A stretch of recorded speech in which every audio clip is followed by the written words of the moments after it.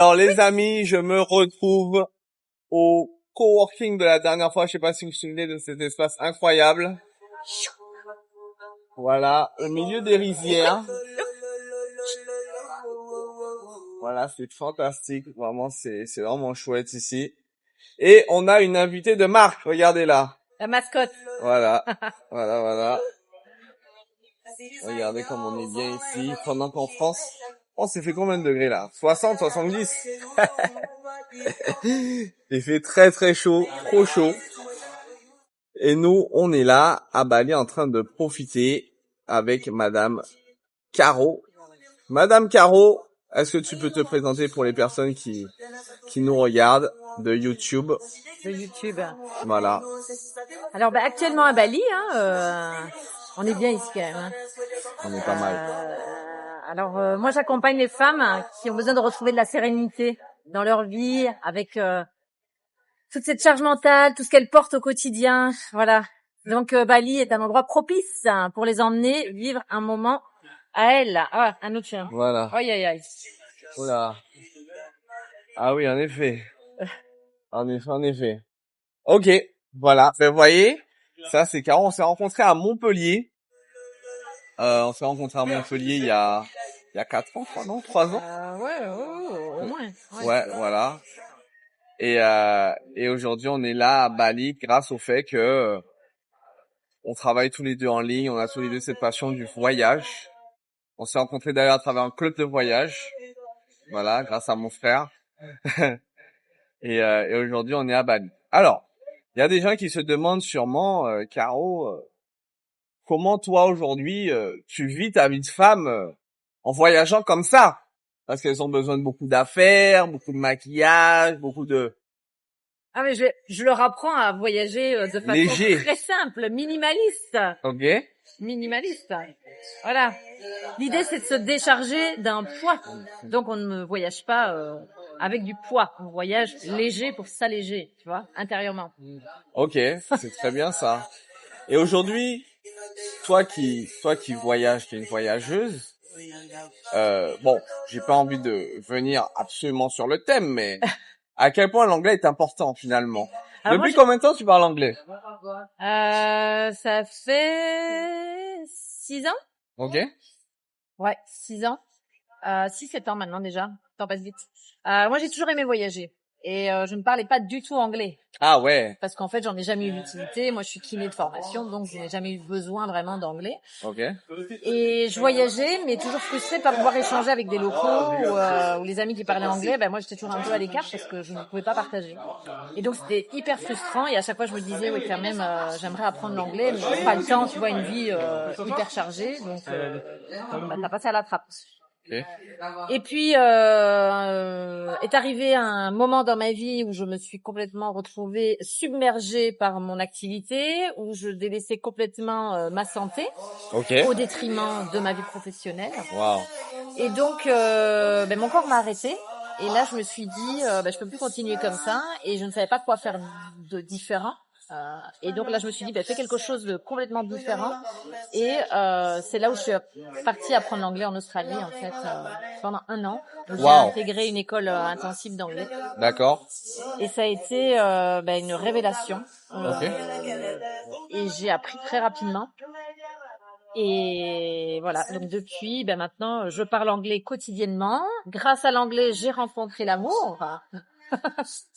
Grâce à l'anglais, j'ai rencontré l'amour. C'est bien ça. Voilà, une relation où on ne parle que anglais maintenant. Ah ben oui, parce qu'il parle pas d'autres langues. Il parle pas, si, il parle d'autres langues, mais pas le français. Bon? Ah ok, pas le français. Voilà.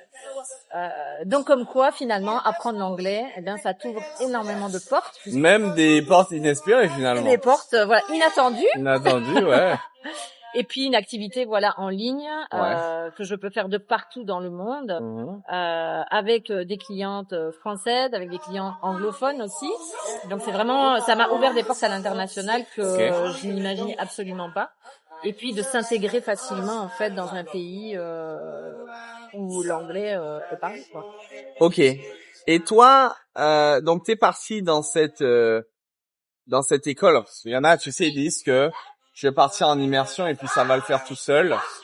Toi, aujourd'hui, c'est une école qui t'a coûté combien sur 1 an? Si on peut parler un peu chiffres. Tu t'en souviens? Oui. Alors il y avait le logement qui était compris, etc. Et c'était en Australie, hein. Donc voilà, c'était sur place. Ça m'a coûté 15 000 euros. Ok. Ouais. Donc un sacré Pour petit budget. 9 mois de cours intenses. Et pendant cette période quand même, parce que bon, c'est quand même très beau ce que t'as fait, non? Faut avoir le courage de le faire, mais tu vivais de quoi pendant ces 9 mois? De mes économies. Ah oui! D'accord, donc 15 000 euros plus les économies, d'accord. Bon, parce que j'imagine que toutes les dépenses quotidiennes, c'était pas inclus dans les 15 000 euros. Non, c'était pas inclus. Donc je n'ai pas fait le calcul. Ouais. Après, j'avais un visa étudiant qui me permettait de travailler dans la restauration 20 heures par semaine. Donc j'ai eu l'opportunité de travailler dans la restauration, qui m'a permis de diminuer un petit peu. Ok, t'as fait ça, t'avais quel age? Alors j'avais 36 ans. Donc on Ok. m'a dit oui, de toute Jamais façon, trop tu n'y tard. arriveras pas. T'es trop vieille pour apprendre l'anglais. T'es nul, t'as jamais aimé, t'es pas doué. Enfin bon, tout ce qu'on m'a pu me dire, mais j'ai rien lâché. Moi, j'étais déterminée, et donc je pense que c'est vraiment la détermination, la volonté et l'envie surtout. Voilà. Bien sûr. Ok, je comprends. Non, mais c'est top. Bravo pour ça, parce que c'est pas tout le monde qui aurait le courage de le faire. T'as pris ton courage à deux mains. Et aujourd'hui, les portes que ça t'ouvre, donc ça t'a ouvert les portes de l'amour, les portes des opportunités. Est-ce que t'as fait des nouveaux voyages en parlant l'anglais? Ah oui, ça me permet aujourd'hui d'accompagner, d'ailleurs, donc d'avoir des partenariats avec différents prestataires sur différents pays à l'étranger, l'Inde, le Népal, le Sri Lanka, Bali, voilà. Est-ce que tu penses que si tu parlais pas anglais, tu les aurais eu ces opportunités? Jamais. Non. Je pense que le message est clair. Ça c'est clair que l'anglais, ça a tout changé dans ma vie, ça c'est clair. Ok, wow. Professionnellement, personnellement. Enfin, voilà. D'accord. Et aujourd'hui, donc on peut échanger un petit peu tout à l'heure.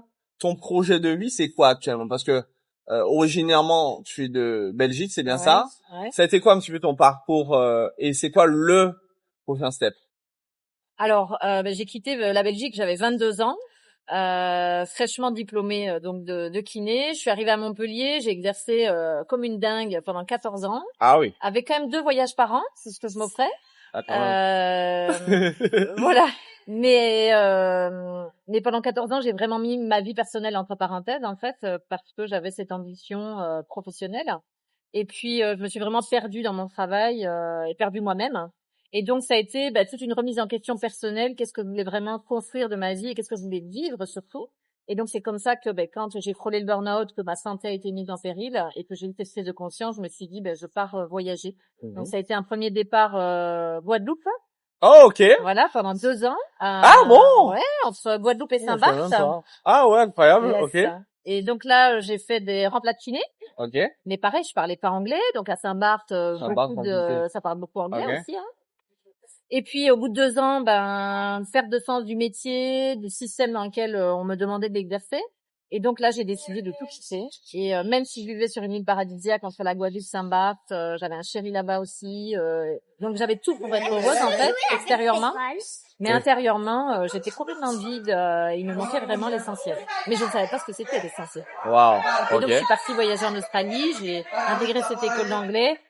Et là, c'est révélé. J'ai rencontré le yoga, la méditation. J'ai trouvé cette confiance que je n'avais plus. Voilà. Et puis les opportunités se sont présentées à moi. Et au bout d'1 an, je continue à voyager. Donc à Bali, en Thaïlande, aux Philippines, j'ai passé mes certifications de prof de yoga, de méditation. J'ai rencontré des tas de gens qui m'ont. Voilà, c'est le voyage, c'est l'école de la vie, et ça a été vraiment des leçons de vie, quoi. Et j'ai pris du temps, en fait. Je me suis accordé ce temps dans ma vie pour vraiment faire le point sur ce que je voulais. Ok. Et ça a été magique, quoi. Tu vois, j'en ai encore de la chair de poule.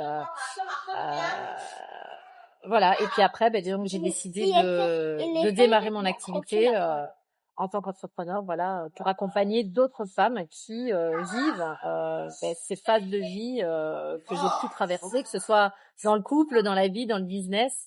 Où on donne tout pour une carrière, on donne tout pour son conjoint, pour ses enfants, et en fait, on se met toujours en dernier. Donc, on répond aux besoins des autres, aux attentes des autres, et les nôtres, on les oublie complètement. Et on passe à côté de sa vie, quoi. Ok, et du coup, maintenant que tu as fait tout ça, tu as eu un beau parcours, un chapeau pour ça. c'est quoi le prochain step? Alors le prochain step, c'est vraiment de quitter entre guillemets la France et de vraiment vivre cette vie de nomade, de continuer à parcourir le monde, à apprendre de cette école de la vie qu'est le voyage, les rencontres, de continuer à m'élever moi, de grandir pour pouvoir toujours accompagner encore davantage les femmes que j'accompagne. D'accord, très bien. Donc toi, le but c'est vraiment de quitter la France. C'est quoi le premier step là que tu vas faire pour justement t'émanciper un petit peu, on va dire de la France, parce que bon ça à la limite on s'en fout, mais c'est quoi le premier step que tu vas faire pour dans cette nouvelle vie de nomade en fait là? M'alléger du matériel, Okay. m'alléger au maximum. Alors je suis déjà assez légère, mais parce que c'est pas d'hier que je vis cette vie-là. Ouais. Voilà, ça fait 7-8 ans maintenant que que je suis partie en Australie, tu vois. Et Okay. j'avais déjà quitté la France avant pour aller 2 ans en Guadeloupe, mais donc c'est vraiment de m'alléger au maximum et puis de rejoindre mon chéri En en Australie. Australie. Voilà. Ok. Donc là finalement c'est une expatriation. Oui, oui, on peut dire D'accord. ça comme ça. Très bien. Bon, tu es en train de me dire que la Caro, qui a frôlé burn-out, en travaillant 14 ans en tant qu'iné dans le sud de la France, et maintenant, grâce à l'anglais quand même, rappelons-le, voilà, est en train de se lancer en tant qu'expatrié. Ouais. À l'autre bout du monde. À l'autre bout du monde. Et croyez-moi, l'accent australien n'est pas facile à comprendre. Ah non, mais je pense qu'ils sont au courant. Hein. Ah ouais. Bon. Concrètement, alors il y a quand même une réaction en chaîne finalement, mais est-ce que tu penses que si tu parlais pas anglais, tu aurais pu imaginer le fait de s'expatrier finalement? Non, parce que déjà en voyage, en fait, c'était hyper frustrant pour moi de pas pouvoir communiquer. Et puis il y a des papiers administratifs, il y a des visas, il faut comprendre le mode de fonctionnement.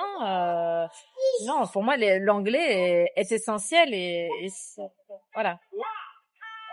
Et malheureusement, je trouve que l'enseignement dans lequel on nous l'apprend au niveau scolaire, en fait, n'est pas du tout adapté à une pratique concrète, en fait. Ouais. Voilà. Quand je parle d'immersion, c'est pas forcément être immergé dans un pays, mais c'est d'être en contact. Attends, une seconde, moi j'ai... d'être en contact et d'avoir une interaction plutôt que d'avoir des cours classiques. Bien sûr, bien sûr. Et du coup, toi aujourd'hui, du coup, grâce à l'anglais, ça t'a ouvert finalement. Quand même non, mais quand même, les amis, c'est exceptionnel ce qu'on a aujourd'hui, hein. Ça t'a ouvert la porte.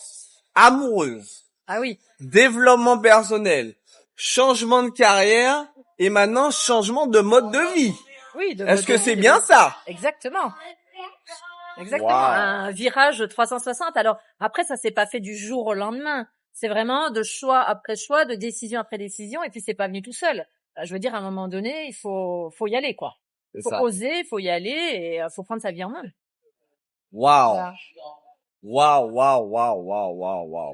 Ouais, bien sûr, c'est une décision qui amène une autre action derrière, qui amène encore quelque chose d'autre derrière. Et aujourd'hui, on en est au stade où tu pars en Australie, quoi. Oui, je pars en Australie. Et puis surtout, moi, ce qui me tient à cœur, c'est d'accompagner d'autres femmes qui sont dans une perte de sens, tu vois, qui vivent des frustrations, qui n'osent pas quitter un conjoint éventuel, tu vois, et qui, pour moi, passent complètement à côté de leur vie, quoi. Ouais. Mais toi, attendez les enfants, attendez les enfants, on fait une vidéo là. Toi, comment elle pourrait se reconnaître en toi aujourd'hui? Parce que tu vis une vie finalement qui est très aux antipodes. Oui. Du schéma traditionnel qu'on connaît. Ah oui, complètement.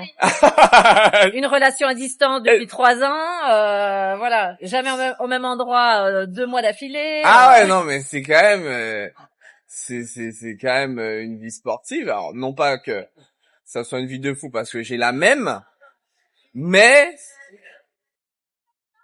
quel est le message? Alors en fait, les femmes que j'accompagne ne viennent pas à moi parce qu'elles veulent complètement changer de vie. Elles veulent juste retrouver la sérénité, un espace et faire des choix qui soient alignés à elle. C'est-à-dire qu'on a tous un mode de fonctionnement, on a tous une certaine énergie, et donc l'idée c'est de comprendre comment tu fonctionnes pour venir ensuite te poser les bonnes questions et faire des choix qui vont être justes pour toi.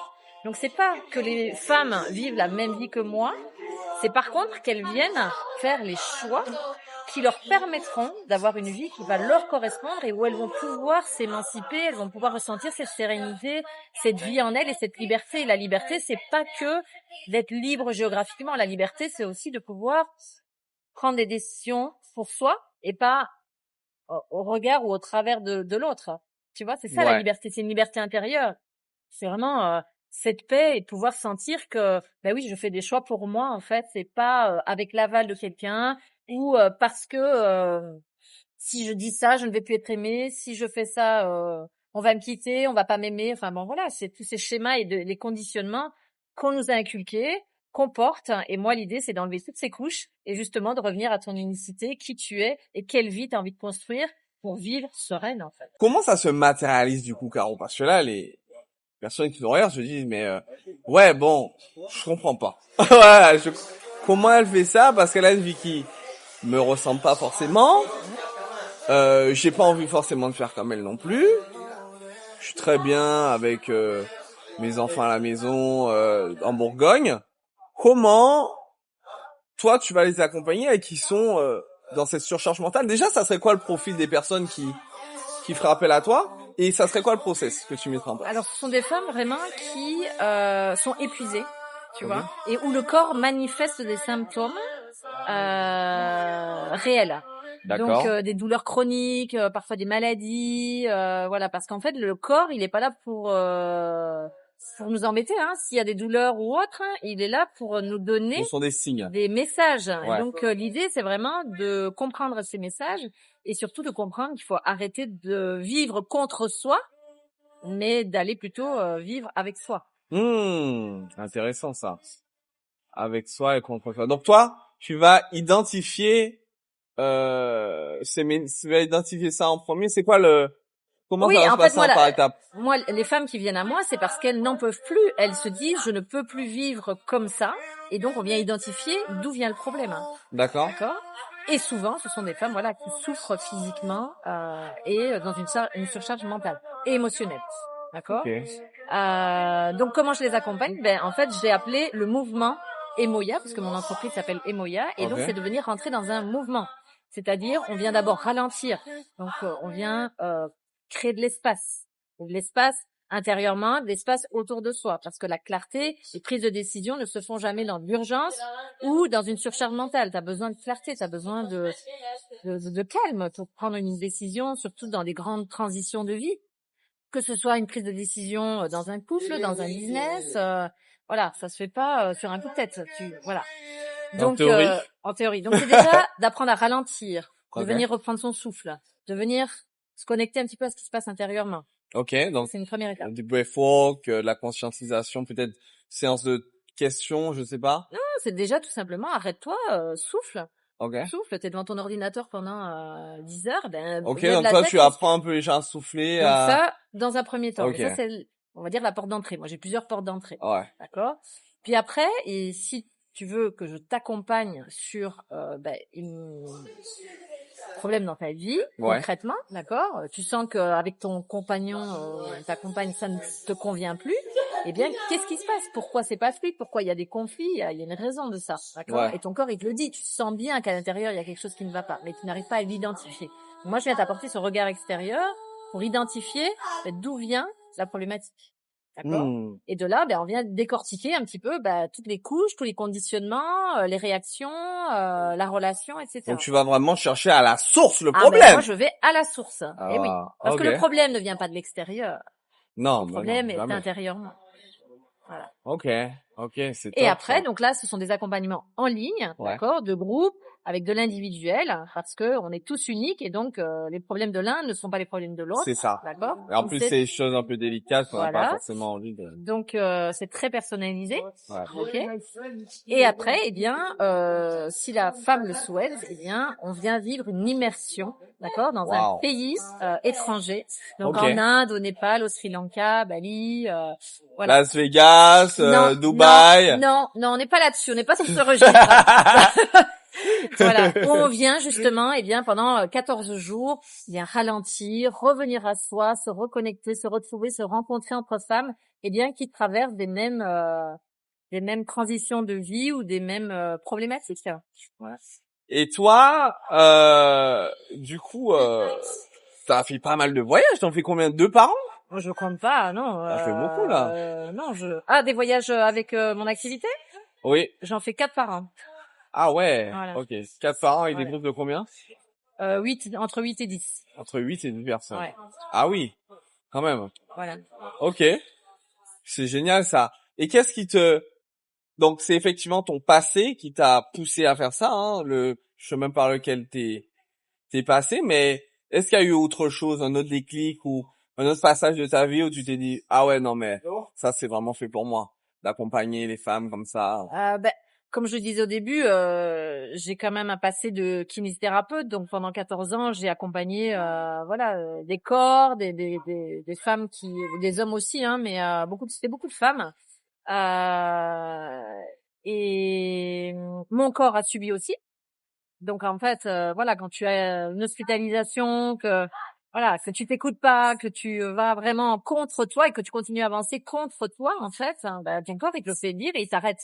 Ouais. Puis j'ai été beaucoup en pilotage automatique, donc en fait, je faisais beaucoup de courses à pied. Pareil, je souffrais physiquement, je ne m'arrêtais pas. Et à un moment donné, en fait, mon cerveau était tellement épuisé qu'il s'est mis en pilote automatique et j'ai percuté un cycliste. Ah ouais. Voilà, j'ai foncé sur lui, j'ai pas pu contrôler ma direction. En courant? En courant. Ah oui. Et là, t'avais envie de te foutre en l'air. Oui, j'avais envie de, voilà. Alors, en fait, non, mais en soi, oui, c'était ça. Et là, j'ai arrêté du jour au lendemain de courir et j'ai dit là, il faut que j'arrête. Et c'est là où j'ai arrêté. Mais c'était quoi finalement un peu cette, tu sais, c'est la question qu'on va tous se poser. C'était quoi cette quête que t'avais? Parce que si tu travaillais autant, c'était quoi la quête? Alors, parce que j'ai l'impression que tu travaillais pas que à fond. Tu faisais aussi du sport à fond, vie sociale à fond, tout à fond. Tout à fond. C'est quoi la quête? Je pense que c'était une quête de me prouver que j'étais capable. Donc, tu vois, un manque de confiance en moi. D'accord. Clairement. Un manque d'amour aussi. Ok. Donc, de remplir ma vie pour pas voir ce qui n'allait pas. Okay. D'accord. Et puis, bien sûr, attirer des hommes à moi qui ne me correspondaient absolument pas. D'accord. Qui m'ont fait énormément souffrir. D'accord. Et auxquels je m'attachais. Donc, il y avait C'était quoi le profil justement? Parce que je pense qu'il y a des personnes qui se reconnaissent dans ce que tu dis. C'était quoi le profil d'homme que t'attirais? Tu sais, il y a toujours moi j'ai toujours des amis, elles attirent toujours le même type de mec toxique. Voilà, c'est ça. Et je me dis, c'est fou parce que il y a des mecs bien, comme moi, par exemple. et ben elle tombe que sur des cas, je sais, mais c'est pas possible. Même les mecs, on dirait à la base ils sont bien, mais ils deviennent leur côté toxique ressort par rapport à cette personne-là. Eh ben parce que et ça a été tout le travail par lequel je suis passée et où j'accompagne aujourd'hui, c'est que effectivement on attire des profils d'hommes en fonction de ce que il serait important de venir travailler en soi. C'est-à-dire que si on a un manque d'amour personnel en fait, eh bien on va aller chercher l'amour à l'extérieur, donc c'est-à-dire dans un homme. Donc on arrive dans la dépendance affective. OK. Et c'est ce qui fait qu'on s'accroche et qu'on pense que parce qu'on va être aimé, eh bien tout ira bien ou faux. Ok. D'accord. Et là aussi, on se suradapte. On préfère répondre aux besoins de l'homme pour être reconnu, pour être aimé, pour se sentir utile. Tu vois. Dans le travail, c'est pareil. Je me reconnais dans la valeur travail, donc dans l'extérieur, mais je me reconnaissais pas moi à titre personnel et professionnel intérieurement. Ok. Tu vois. Donc j'allais tout chercher à l'extérieur en pensant que ça allait me remplir à l'intérieur. Mais en fait, c'était l'inverse. J'ai été chercher la reconnaissance dans le travail, ça m'a tué. J'ai été trouver l'amour dans un homme en fait, qui m'a détruite. Donc c'est là où en fait je me suis dit mais où est le problème en fait? Et quand j'ai pris conscience que le problème ne venait pas de l'homme en soi et du travail en soi, c'était qu'est-ce que j'acceptais de l'homme et qu'est-ce que j'acceptais de travail. Tu vois? Je comprends. Quelles sont les limites que je me posais? Et toi, aujourd'hui, avec toute cette tout ce chemin que tu as parcouru, finalement, ça t'a permis d'attirer quelle vie à toi? C'est la question qu'on se pose. C'est finalement aujourd'hui, toi qui as fait tout ce travail sur toi, toutes ces choses, qui a appris à se remplir elle-même de l'intérieur pour aller vers l'extérieur. Exactement. Ça t'a permis d'avoir quelle vie aujourd'hui?